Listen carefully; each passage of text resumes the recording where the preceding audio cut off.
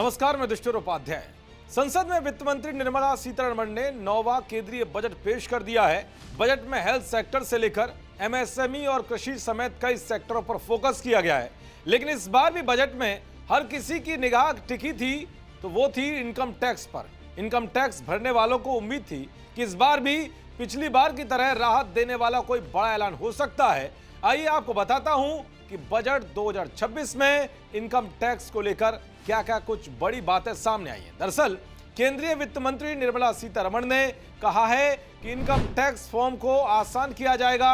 1 अप्रैल 2026 से नए income tax के नियम लागू किए जाएंगे। इसके तहत लोग आसानी से आईटीआर भर पाएंगे और 1 जुलाई तक रिटर्न दाखिल कर सकते हैं। इस कानून में तकनीकी खामी को दंड से जुर्माने में बदलने का प्रस्ताव है।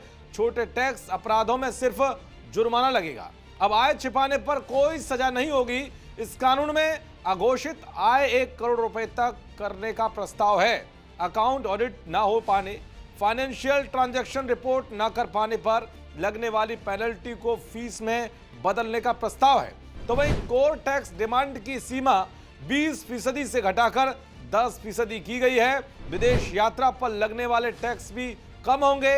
विदेश यात्रा के टीडीएस में कटौती की गई है। अब 5 की जगह 2% टीडीएस कर दिया गया है। तो वित्त मंत्री ने ऐलान किया है कि 2047 तक टैक्स हॉलीडे दिया जाएगा। अगर डेटा सेंटर भारत में बनाती है तो विदेशी कंपनी इसका फायदा उठा सकती है।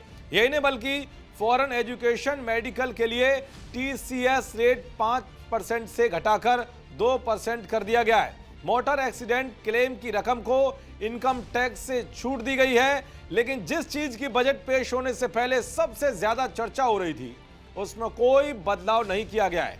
दरअसल वित्त मंत्री निर्मला सीतारमण ने कहा है कि इस बार इनकम टैक्स स्लैब में कोई बदलाव नहीं किया गया है। पिछले साल नए टैक्स रिजीम के तहत 12 लाख रुपए तक की कमाई को 87A के रिबेट के साथ फ्री कर दिया गया था। लेकिन इस बार बजट में ऐसा कुछ देखने को नहीं मिला है, ना ही कोई ऐसी राहत दी गई है।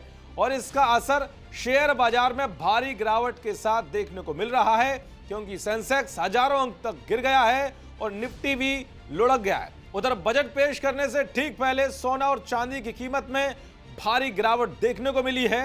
हालांकि इस बार बीड़ी, जूते, कैंसर की दवाइयां, solar energy, microwave, EV battery जैसी चीजें सस्ती हो गई हैं। अब देखना यह होगा जिस तरह से शेयर बाजार में तबाही देखने को मिल रही है वो कहां जाकर रुकती है। देखते रहिए जी न्यूज़। नमस्कार।